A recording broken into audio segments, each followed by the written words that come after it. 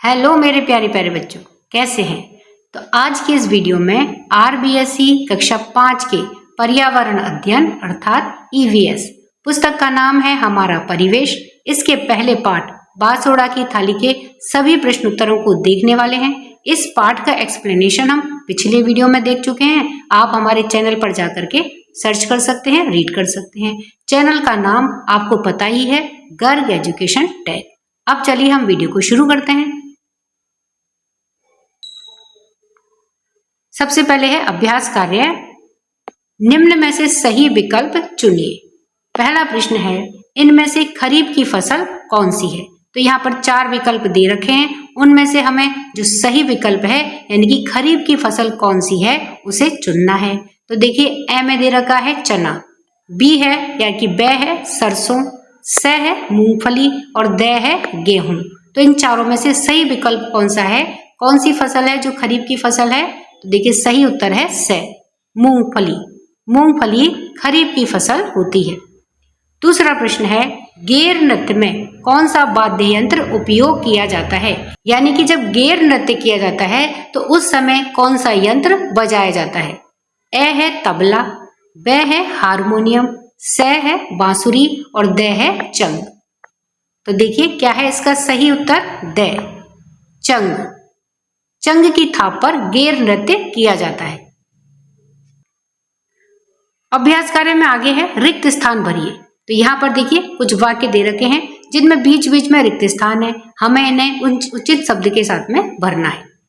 पहला है, शीतला सप्तमी पर, फिर रिक्त स्थान है, भोजन खाया जाता है। तो कैसा भोजन खाया जाता है शीतला सप्तमी पर? देखिए, क्या आएगा रिक्त स्थान में? ठंडा या फिर बासी भोजन खाया जाता है।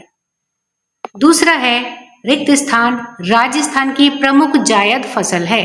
तो राजस्थान की कौन सी ऐसी फसल है जायद की जो प्रमुख है? तरबूज और खरबूजा राजस्थान की प्रमुख जायद फसल है।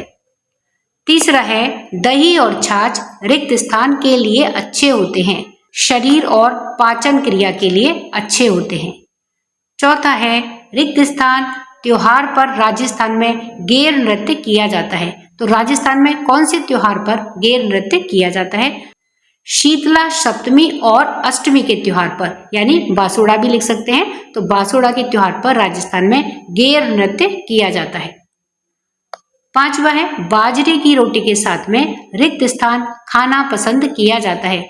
गुड़, गुड़ खाना पसंद किया जाता है। इस प्रकार से ये रिक्त स्थान भरे जाएंगे।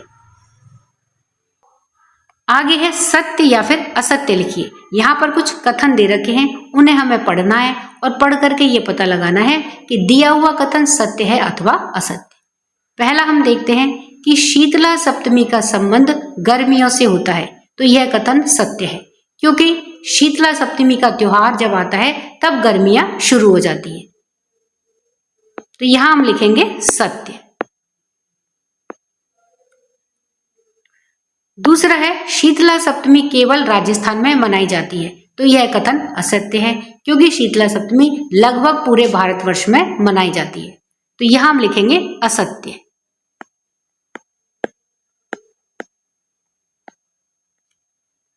तीसरा प्रश्न है कि गेर नृत्य केवल महिलाएं करती हैं। तो यह कथन सत्य है या असत्य है? तो देखिए, गेर नृत्य आपके पाठ के आधार पर क्या दे रखा था कि पुरुष करते हैं। हालांकि गेर नृत्य कहीं पर महिलाएं और पुरुष दोनों के द्वारा किया जाता है, लेकिन केवल महिलाएं करती हैं, यह कथन असत्य है। इसलिए इसके सामने हम क्या लिखेंगे? असत्य। चौथा कथन है, संतुलित भोजन स्वास्थ्य के लिए लाभदायक है। तो यह कथन सत्य है, तो हम लिखेंगे यहां सत्य।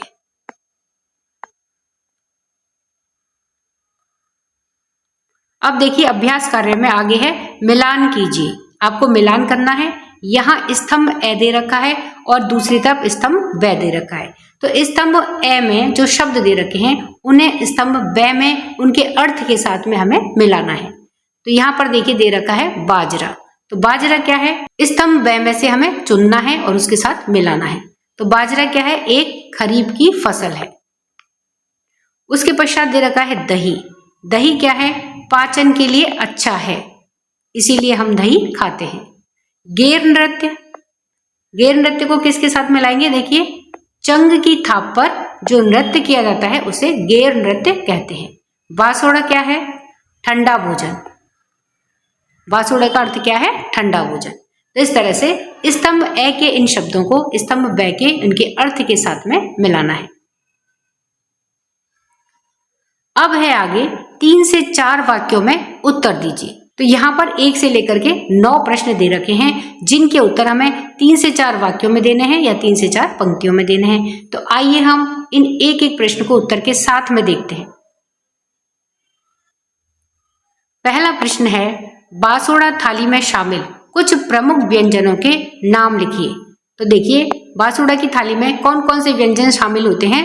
बाजरे की रोटी, गुड़, दही, छाछ, बेसन की रोटी, मीठा चूरमा, कढ़ी, कैर सांगरी, तरह तरह की सब्जियां और अचार बासोड़ा की थाली में शामिल कुछ प्रमुख व्यंजन हैं। दूसरा प्रश्न है, मक्का और बाजरा किस फसल की श्रेणी में आते हैं? इसे उगाने के लिए किस प्रकार की जलवायु उपयुक्त होती है? उत्तर है, मक्का और बाजरा दोनों ही खरीफ की फसलें हैं और इन्हें गर्म और शुष्क जलवायु में उगाना उपयुक्त होता है। शुष्क अर्थात सूखी जलवायु। प्रश्न 3, गैर नृत्य क्या होता है? इसे कब और क्यों किया जाता है? उत्तर है, शीतला सप्तमी के दिन राजस्थान के विभिन्न स्थानों में मेला लगता है जहां पर पुरुष समूह के अंदर चंग की थाप पर गीत गाते हुए मेले में नृत्य करते हैं जिसे गेर कहते हैं। प्रश्न 4, राजस्थान में उगाई जाने वाली रबी, खरीफ और जायद फसलों के नाम लिखिए। उत्तर है, राजस्थान में उगाई जाने वाली रबी, खरीफ और जायद फसलों के नाम। तो देखिए, सबसे पहले मानसून यानी कि खरीफ की फसल। तो खरीफ की फसल में यानी कि कौन कौन सी फसलें शामिल होती हैं? चावल, मक्का, ज्वार, बाजरा, मूंग, उड़द, अरहर, मूंगफली, सोयाबीन और गन्ना। ये सभी खरीफ की फसलें हैं या इन्हें मानसून की फसलें भी कहा जाता है। उसके बाद है, सर्दी ऋतु में बोई जाने वाली फसलों को कहते हैं रबी की फसलें। तो इनमें कौन कौन सी फसलें शामिल हैं? देखिए, गेहूं, जौ, चना, मटर, सरसों और आलू। ये सभी फसलें रबी की फसल में आती हैं। उसके पश्चात है गर्मी की फसलें या जायद फसलें। इसमें कौन कौन सी फसलें शामिल हैं? तरबूज, खरबूजा, खीरा, ककड़ी, कद्दू और हरी सब्जियां जैसे कि लौकी, करेला और भिंडी। ये सभी जायद फसलें हैं। प्रश्न 5, रबी, खरीफ और जायद फसलों की सूची बनाएं। उत्तर देखिए, रबी, खरीफ और जायद फसलों की सूची हम किस प्रकार से बना सकते हैं? यहाँ पर ये देखिए, मानसून में खरीफ की फसलें हैं। इसमें कौन कौन सी फसलें हैं? चावल, मक्का, ज्वार, बाजरा, मूंग, उड़द, अरहर, मूंगफली, सोयाबीन और गन्ना। ये सभी खरीफ की फसलों की सूची है। उसके पश्चात है सर्दी ऋतु की फसलें यानी कि रबी की फसलें। इसमें देखिए, गेहूं, जौ, चना, मटर, सरसों और आलू। ये सभी रबी की फसलें हैं। उसके पश्चात है गर्मी ऋतु की फसलें या जायद की फसलें। इसमें है तरबूज, खरबूजा, खीरा, ककड़ी, कद्दू और हरी सब्जियां जैसे कि लौकी, करेला और भिंडी। ये सभी जायद की फसलों की सूची में आती हैं। प्रश्न 6, आपके घर में कौन कौन से पारंपरिक व्यंजन बनाए जाते हैं?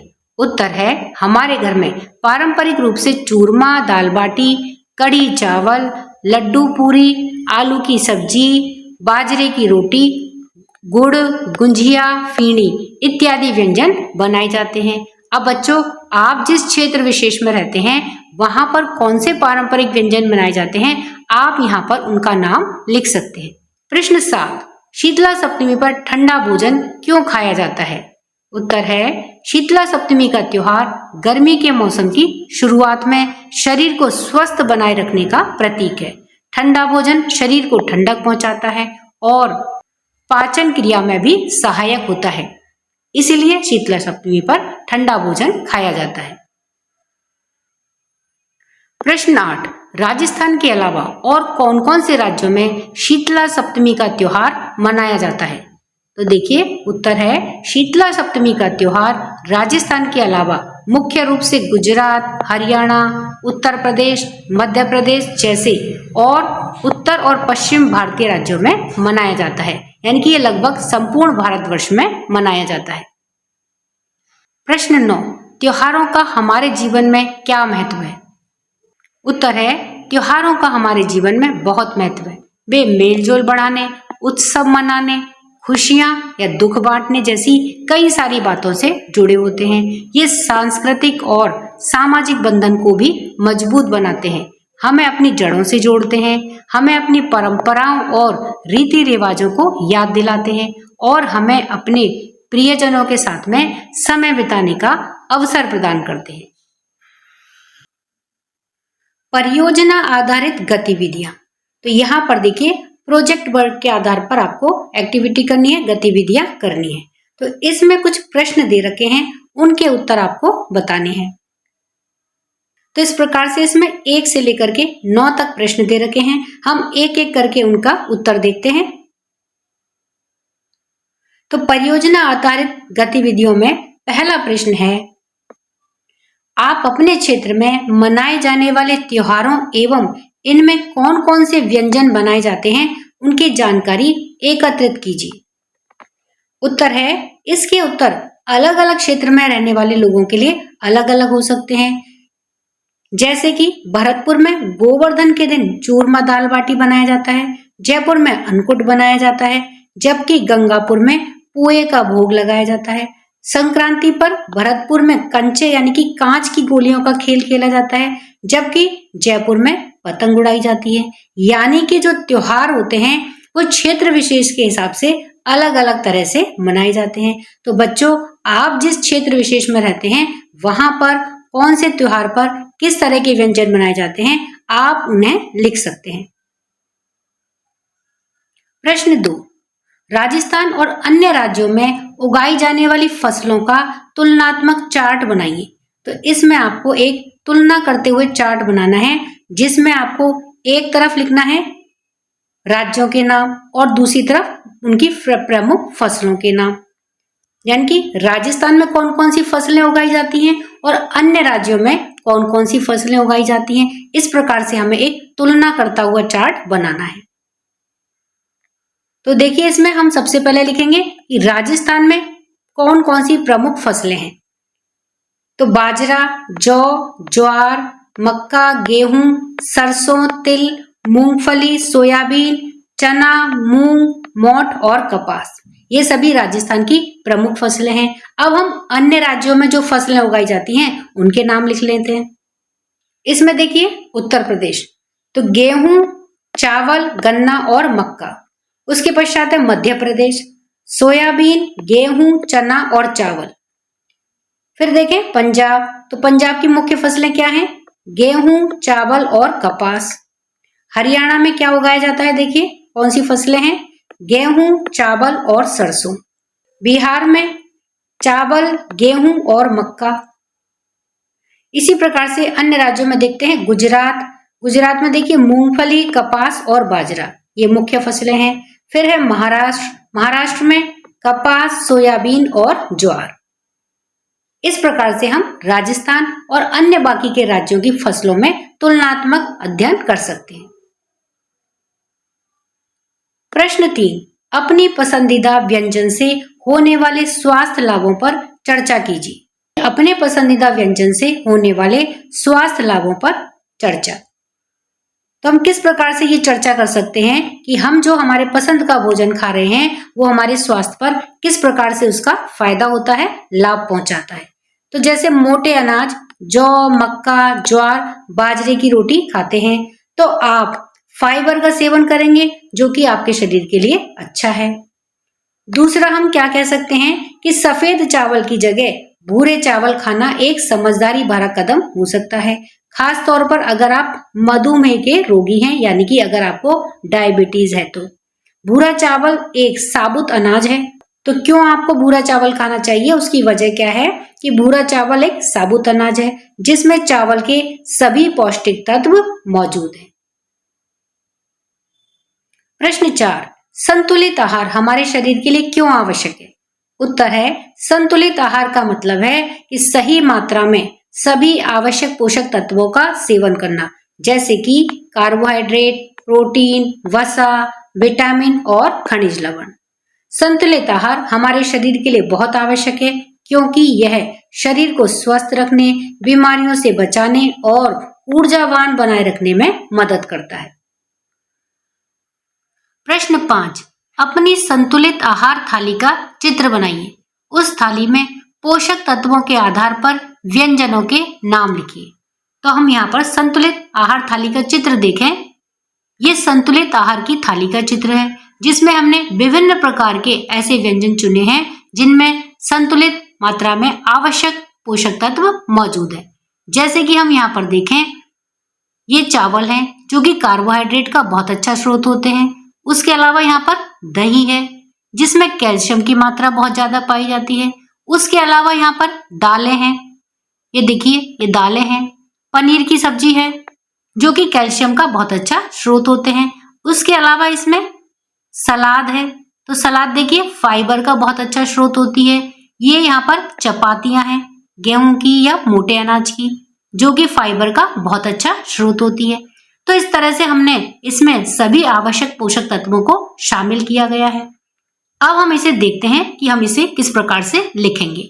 तो एक संतुलित आहार थाली में विभिन्न प्रकार के खाद्य पदार्थों को शामिल करना चाहिए जो कि शरीर के लिए आवश्यक पोषक तत्वों को प्रदान करते हैं। जैसे कि एक संतुलित थाली में आप 1/4 भाग अनाज जैसे कि चावल या रोटी, 1/4 भाग दालें और फलियां, 1/2 भाग सब्जियां और फल और एक छोटी मात्रा में प्रोटीन और वसा शामिल कर सकते हैं।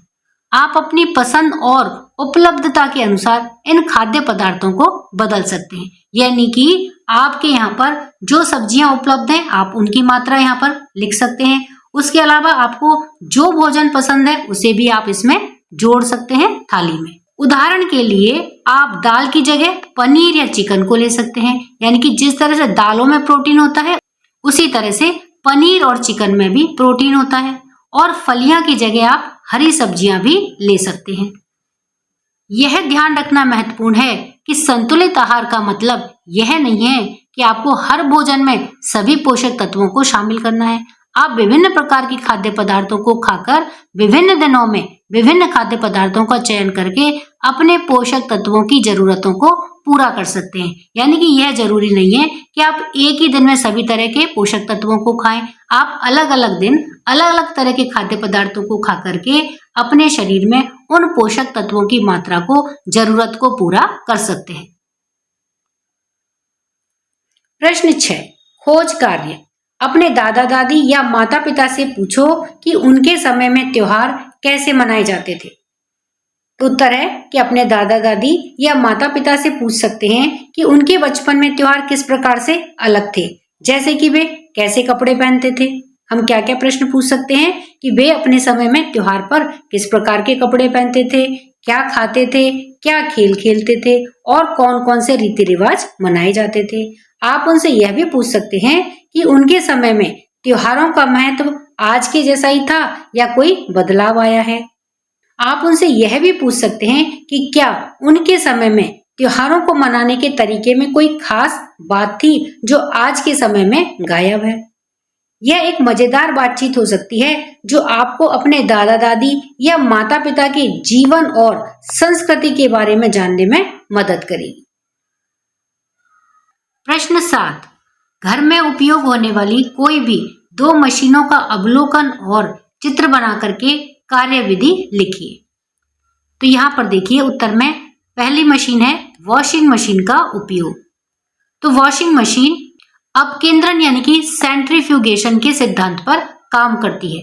इसमें कपड़ों को पानी और डिटर्जेंट के साथ में एक ड्रम में घुमाया जाता है, डिटर्जेंट यानी सर्फ, जिससे कि गंदगी कपड़ों से अलग हो जाती है। फिर अपकेंद्रीय बल यानी कि सेंट्रीफ्यूगल फोर्स का उपयोग करके पानी और गंदगी को मशीन से बाहर निकाल दिया जाता है, जिससे कि कपड़े साफ होते हैं। और ये वॉशिंग मशीन का चित्र है। अब हम दूसरी मशीन देखें, हैंड ब्लेंडर का उपयोग। तो हैंड ब्लेंडर का उपयोग भोजन या तरल के छोटे टुकड़ों को प्यूरी करने और एक चिकनी तरल स्थिरता में मिश्रित करने के लिए उपयोग किया जाता है। कभी कभी सूप में सामग्री मिलाते समय भी हैंड ब्लेंडर का उपयोग किया जाता है। और ये हैंड ब्लेंडर का चित्र है। प्रश्न 8, मेले के दौरान आपको अपने कौन से कर्तव्यों का पालन करना चाहिए, लिखिए। उत्तर है, मेले के दौरान हमें कुछ महत्वपूर्ण कर्तव्यों का पालन करना चाहिए, जैसे कि गंदगी नहीं फैलाना, किसी भी प्रकार की अफवाह पर ध्यान नहीं देना और अफवाह फैलाना भी नहीं, अपनी और अपने परिवार की सुरक्षा सुनिश्चित करना, भीड़ भाड़ वाली जगहों पर सावधानी बरतना और मेले में उपलब्ध सुविधाओं का उचित उपयोग करना। ये सभी वे कर्तव्य हैं जिनका पालन हमें मेले के दौरान करना चाहिए। प्रश्न 9, आपके गांव या शहर में मनाने वाले किसी एक उत्सव के पीछे की मान्यता आधारित कहानी लिखिए। तो इसमें देखिए आप दशहरा के लिख सकते हैं कि दशहरा क्यों मनाया जाता है। तो इस दिन भगवान श्री राम ने राक्षसों के राजा रावण को मार करके लंका पर विजय प्राप्त की थी। इसी खुशी में दशहरे का त्योहार मनाया जाता है। तो ये दशहरे के त्योहार को मनाने के पीछे मान्यता है। अब यहाँ पर एक स्लोगन दे रखा है, गेहूं बाजरा मूंग मोट खाते जिसको प्रदेश के होठ, सर्व प्रचलित धान है वो मेरा राजस्थान है। तो इस तरह से स्टूडेंट हमने इस पहले चैप्टर के सभी प्रश्न उत्तरों को देख लिया है। अगले वीडियो में हम RBSC कक्षा 5 के लिए पर्यावरण अध्ययन यानी कि EVS हमारा परिवेश के अध्याय 2 पशु पक्षी हमारे साथी, इस पाठ की व्याख्या, कठिन शब्दार्थ और पाठ के अंदर के प्रश्न उत्तरों को देखने वाले हैं। तब तक के लिए वीडियो पसंद आए वीडियो को लाइक करिए, शेयर करिए। चैनल पर नए हैं तो सब्सक्राइब करना ना भूलिए। मिलते हैं नए वीडियो में, तब तक के लिए धन्यवाद।